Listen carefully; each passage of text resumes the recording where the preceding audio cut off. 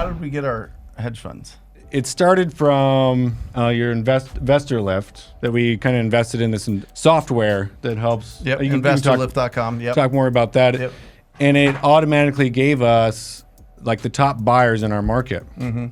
And so I went from there. I contacted as many people as I could from Investor Lift. I think it gave me maybe 3-4 contacts.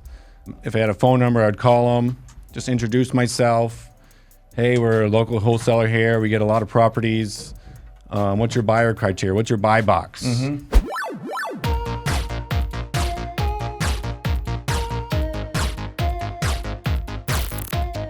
Jeremy, come on in. Jeremy, do we have some applause that we can put on this thing? Whoa. Yeah, there we go. He pops out of nowhere. So Jeremy is my disposition manager, and you've been selling to a lot of the hedge funds. Yeah. So what have you learned? So one thing I've learned is that they'll pay a lot of money for your properties. And that's the number one goal for me. My job is to get the most I can for the properties we get locked up. Yeah. I mean, they are only really using the market value, the comps out there, to make sure they're not overpaying. Right. They're just evaluating these properties based on the rental income. And so if they just pop it in and whatever their percentage is, they'll pay, ARV of 420, they might pay 425, 430, or 420, somewhere around there. And so it's going to be tough to beat that price. Mm-hmm. So do you have to own these properties, or can you wholesale them? For some, you do. Okay. You might have to double close on it. Others will take a certain assignment fee. They'll have it capped at like $21K, $25K. Others, they don't care. They just treat it like a regular wholesale deal. But the negative is that they're slow. They need an inspection. Like a real inspection. It's not like a full-on real inspection where they're going to go in there for 4 hours, 3-4 hours.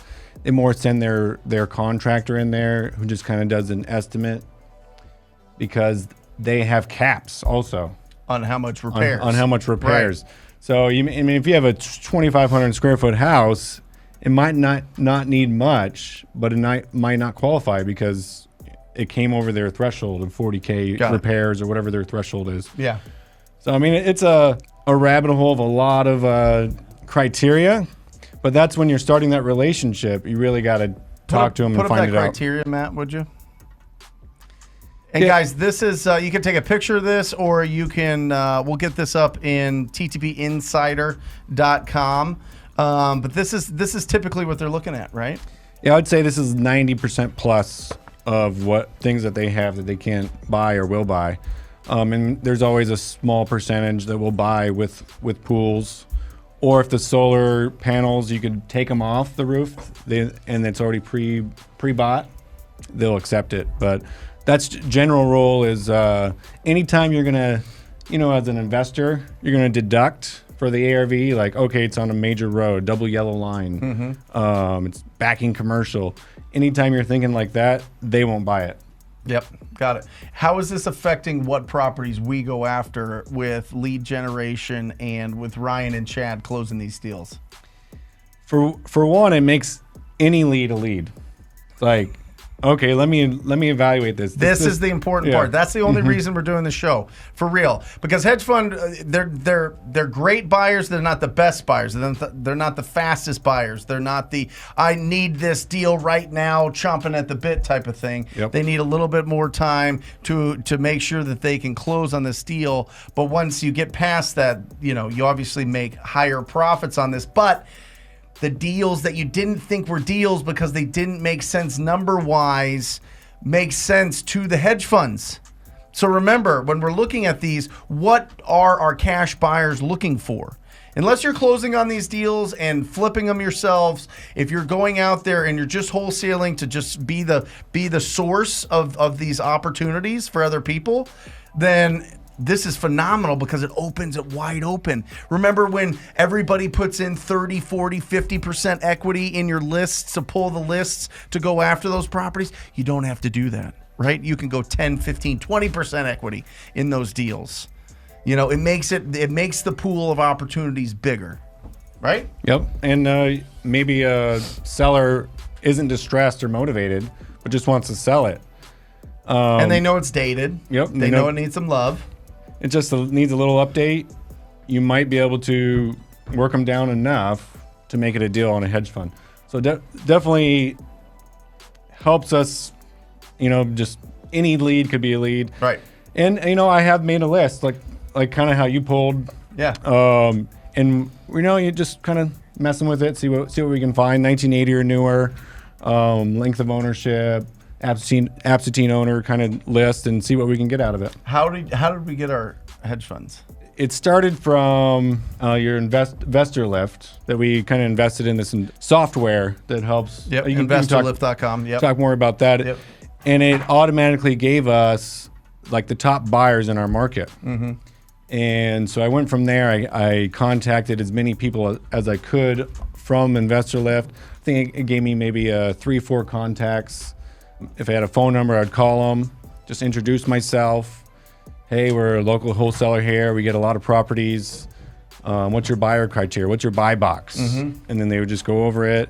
And then next time I got something to fit, I would submit a property to them the way that they told me. Sometimes you go on a website. Sometimes you just email them with a certain template. They all have their way, and it's very similar. Yep. Very similar, but a little different each person. And referrals. And the best way I built this list is talking to other people. Squatting up, reaching Squatting out, up. Other being wholesalers. loud in the area. People will share them with you. So just ask. Post on Instagram. Post on Facebook. Post wherever. Hey, what agents do you know that are working with hedge funds? I'd love to send them deals. Like not investors, whatever. The agents, because the agents get a percentage, and they're really the filter that most of these hedge funds go through to evaluate if this is a deal or not. Yeah, agents is the best way because these hedge funds are buying on market. Yeah. And they're buying 20 properties a day, the biggest ones. Yeah. So they're buying multiple properties every day, and a lot of them are on market. Not all of them are off market. So an agent is most likely going to run into a hedge fund in your area if they're buying.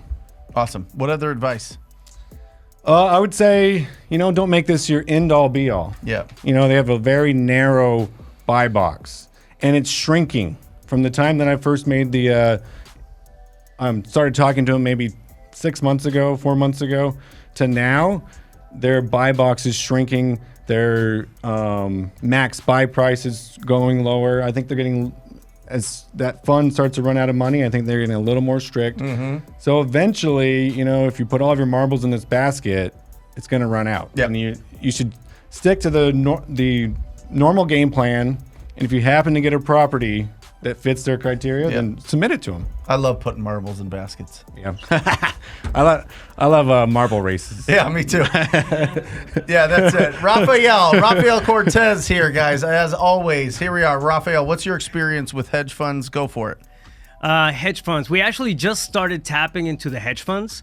We have a deal going on with you guys, you were talking about repairs, right? Mm-hmm. The issue coming up is what max repairs.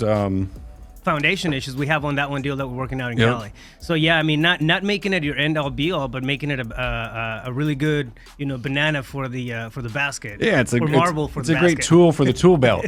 Yeah, you don't want that to be the only tool in your tool belt. Like you want to be like Batman with a lot of tools, and that's the way you're gonna. So Jeremy, one question: when you're reaching out to these people, like the agents that are representing the hedge funds, what's your conversation with them like? What can somebody out there just kind of pinpoint maybe the 3-5 bullet points that they can address to start off with that relationship? Yeah. So if you're already calling agents, you're gonna be like, hey, my name's Jeremy Thornburg. I'm a local investor here in town, and I'm looking for off-market properties that need a lot of work, need a fast cash deal. You do your normal spiel, and then when you end that or towards the end of it, you go, "Hey, by the way, have you worked with any hedge funds in the past? Love it. Any like major cash buyers?" And you can kind of build your relationships that way because they get a 2.5%, 3.5% commission when they bring a seller to these hedge funds. So Awesome. that's their motivation.